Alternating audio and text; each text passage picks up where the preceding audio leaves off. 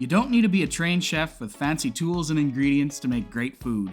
I'm a third-generation turkey farmer, and I've been cooking my whole life. Whether it's cooking for friends over a fire in the backyard, or simply throwing something together for the wife and kids, I've picked up some tips and tricks along the way to make good food great. I want to share those with you and take the fear out of cooking.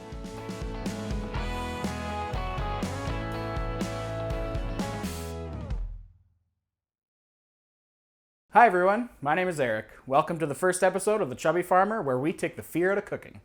Today we're cooking a whole turkey with all the trimmings. We're going to keep it simple this time, but don't be scared.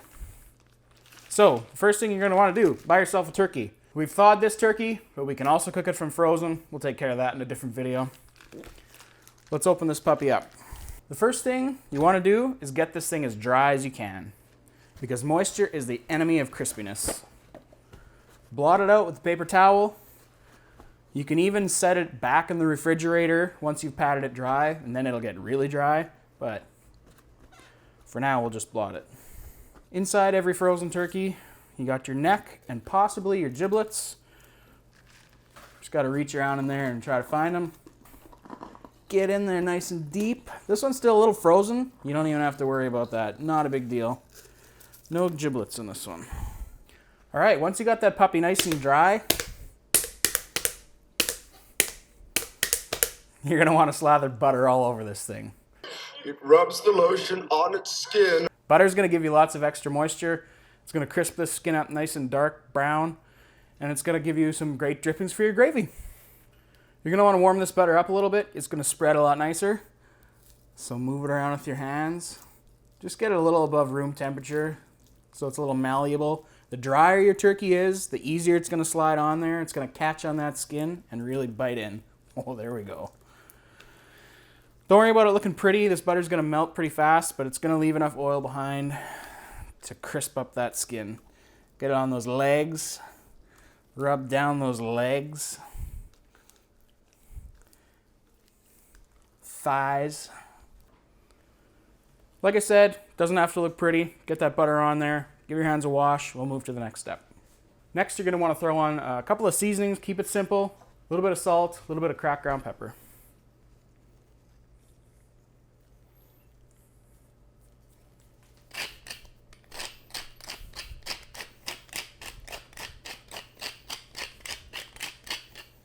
Now slap that turkey in a roaster.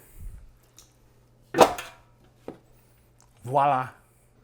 If you have people in your family that enjoy eating the neck, tuck it back in there. Otherwise, feel free to throw it out.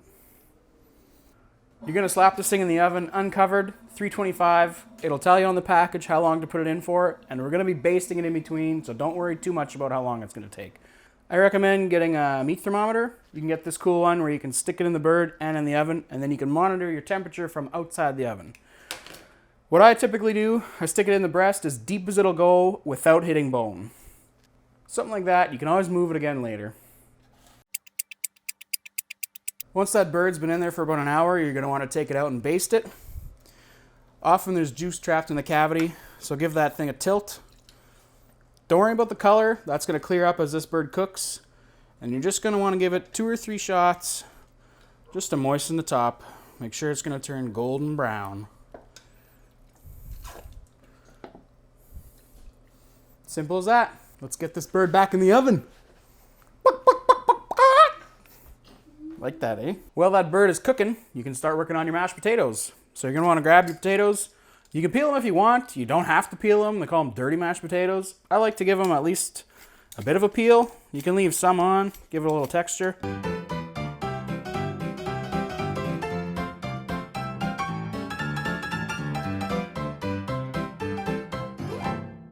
You want to cut your potatoes into about 1-inch chunks, just something uniform that'll cook evenly. Oop, throw them in your pot. 1 inch, 2 inch, who's measuring? You want to cover them with cold water till the water is about 1 inch above the potatoes.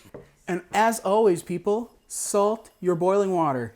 Potatoes are starchy. They can take a lot of salt. You're not gonna regret it. Let them boil. All right, so once you got those potatoes fork tender, you're gonna drain them. And don't forget to save a cup of that starchy water. You're going to use that in your gravy in a few seconds? So, what I like to do for mashed potatoes is to rice them. You going to help me squeeze this thing? Yeah. Okay, so let's fill this up Okay. with potatoes. Tater tots. I'm a potato. Okay, you ready? Help me squeeze this. Push it down. Hard! Hard! Okay, let's put more in. This is what Grandma has. Yeah? And it's for Play-Doh. Oh, that's what I had this spoon out for. Let's see. Wow, we lost one! That's okay, we don't need that one. Okay, push! Push! No lumps! That's the best part. How much butter do you think we should use? 1. Okay. Here, stick it in there. Pull! Okay. You want to open the milk? All right, open up that milk. Let's mix that around. Sure, I'll pour. That's pretty heavy. Generous dollop of milk. Okay, now a pinch of salt. Do you want to put a pinch of salt in there? Right here. Oh, this much? A little more than that. Okay, put that in. This much? Okay, that's probably good. Now the pepper. Other way. Yeah. Good. I'll do a couple more. There we go. That's our mashed potatoes. We're going to put the lid on these and set them aside while we make our gravy. There's our beautifully brown, juicy turkey. You want to cook this turkey until your breast thermometer reaches 165. And if your skin starts to get dark before then, throw a lid on it. That'll protect it. It'll keep cooking and the skin won't get any darker. So we're going to lift this turkey out. We might want to drain a few of the juices into the pot so that we can have drippings. A turkey of almost any size will hold heat for at least an hour after it's done cooking, so you don't have to rush to cut it up. And this is how you want to cut it up. This is your sternum right here. You want to go just beside the breastbone. And you can cut all the way down till you hit the rib cage, and then angle your knife out. You might want to use a fork because, like I said, that's hot. Angle it out.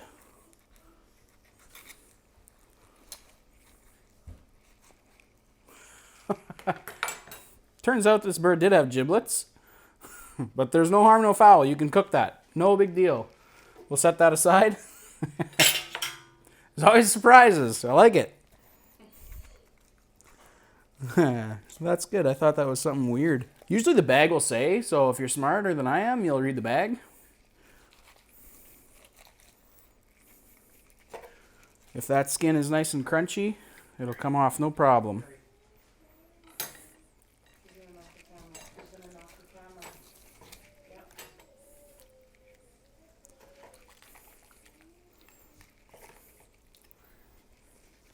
Get that breast off. Same thing on the other side.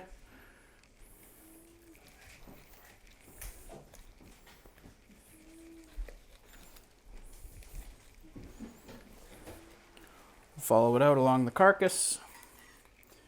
Cut that skin between the leg and the breast.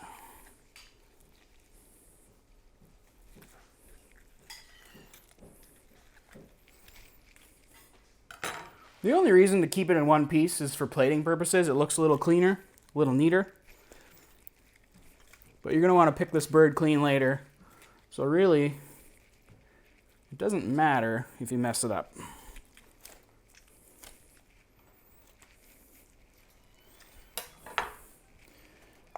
Get that other breast off of there. Ooh, that's hot.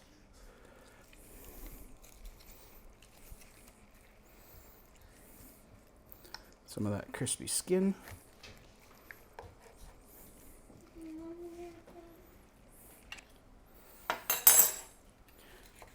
Got those legs free. Oh, look at that nice dark meat. That comes apart so nicely. You can leave the drums whole if you want. Some people like them. That thigh is underneath, so just that should all pull away. That's such moist, juicy meat. Oh, perfection. So just for the sake of speeding this up, I'm going to set this over here and show you how I The bone should just slide right out. Give it a little twist. There's the thigh bone. Little scrape with the knife. Look at that juicy meat. Beautiful. So you can just chop that up. Set that to one side. Now this breast, if you want to keep that skin on, you always want to cut against the grain so that it's more tender. Cut that into nice strips, not too thick, not too thin.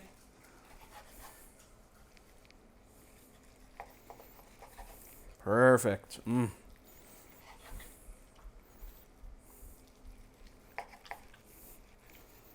at that falling apart. That is a perfectly done turkey. That is tasty. This is not the prettiest job I've ever done. A lot of people use an electric knife. Go ahead and do that if you got one.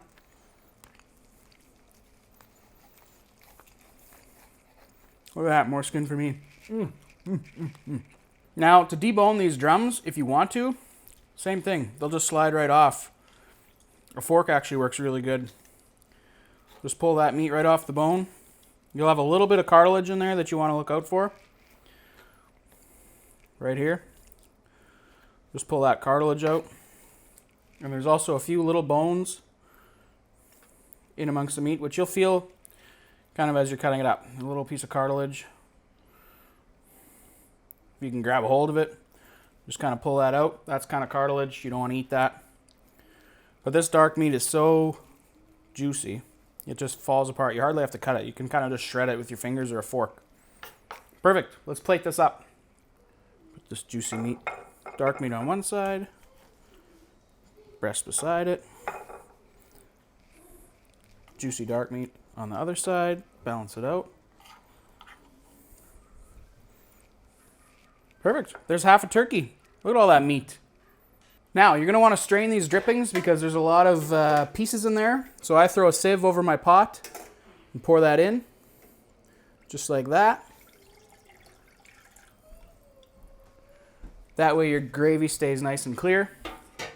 Remember all that butter we slathered on the skin at the beginning? That's what's going to give this gravy excellent flavor. The other thing we're going to do, we're going to mix in a little bit of cornstarch, and we're going to use this starchy potato water to do it, just to add a little more starch and a little more flavor. So let's get these drippings boiling. And while that's working up a heat, we're going to add cornstarch to this water, a couple of tablespoons. It's called making a slurry. You're going to want to whisk that up just so that there's no lumps in it, otherwise you're going to get lumpy gravy. You probably have a bit too much liquid in this little container, but you'll feel it almost right away. As soon as it breaks up, it'll stir really easily. So wait till you see a few little bubbles and then slowly add this as you stir. Okay, here we go.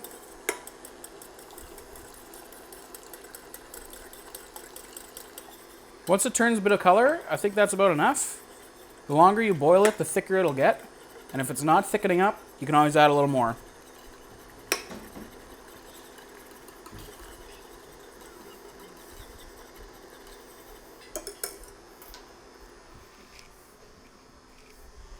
Add a little bit of cracked pepper. I'm going to add a little bit of salt. Oh, that looks so good. What do you think, SD? Is it thick enough? Take a look. Does that look thick enough or a little more? A little more. A little more? All right. I think you're right. All right. I think we're good, actually. Well, Mommy would like it thicker, probably. No, that's good. I'm not thinking facts. So let's turn that off and pour it into our gravy boat. Think I'm going to spill it? Ooh, look at that. Perfect. Now let's make a plate. How much potatoes do you want? Like this? Now I'll make a little bowl in the middle for the gravy. Now some for Daddy. Now some for Dada Pata. Mmm. Nummy num num. Okay, now some turkey. Do you want dark meat or light meat? Light. Okay. Want another piece or is that good?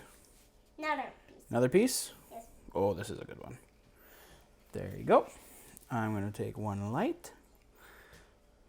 Got some skin. some of this dark drumstick meat.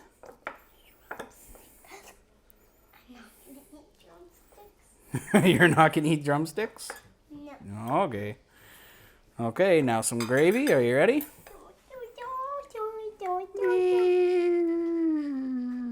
You want gravy on your meat too?